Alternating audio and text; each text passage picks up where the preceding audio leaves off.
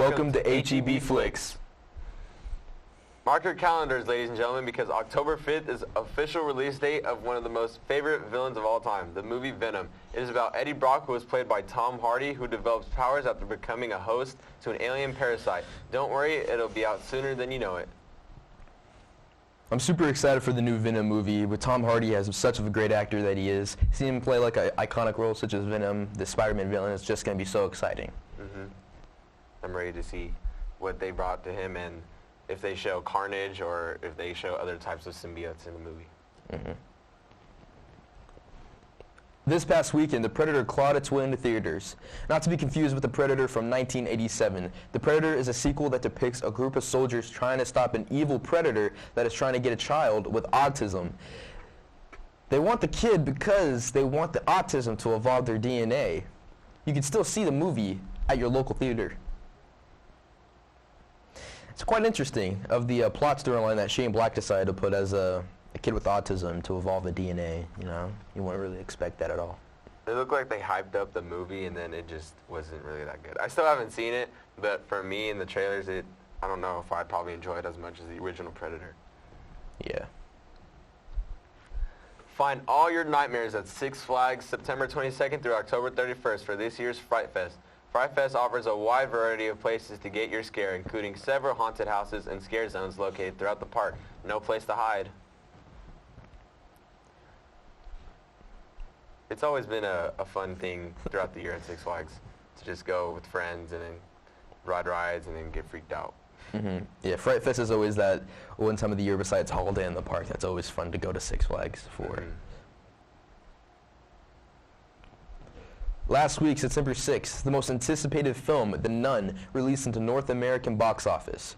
Created by Warner Bros., the movie generated $33.1 million in 62 overseas markets, taking its international price of $143.6 million. It picked up $18 million in North America globally with a total of $228.7 million. This movie is now the highest-grossing film in the Conjuring universe. The Conjuring universe is probably one of my favorite horror franchises because not only does it depict a good storyline, but also depicts a good thrill when you're watching it. I mean, the only real Conjuring I saw was the first one. The second one, I just thought it was going to be weird. But then apparently I've heard some things about The Nun, but then I've heard bad things about The Nun. So I don't know if I'm going to either watch it in theater or just wait till I can rent it. Yeah. Another Avatar, The Last Airbender live action will be made and is heading to Netflix. This live action might actually have some hope to it being that the original showrunners will be the executive producers, unlike the 2010 movie, which was a legendary flop. The announcement was tweeted by Netflix, however, no date was released yet. The first Avatar movie sucked, alright? That's all I'm going to say. It was terrible. God forbid anything like that ever happens again. Avatar people's dreams. That's one way to put it. On August 31st through September 2nd, the Bedford Blues and Barbecue Festival was going on. It was on the road of El Don to Dotson Drive off Fords Ridge Drive. The Blues Festival happened all day and it went all night.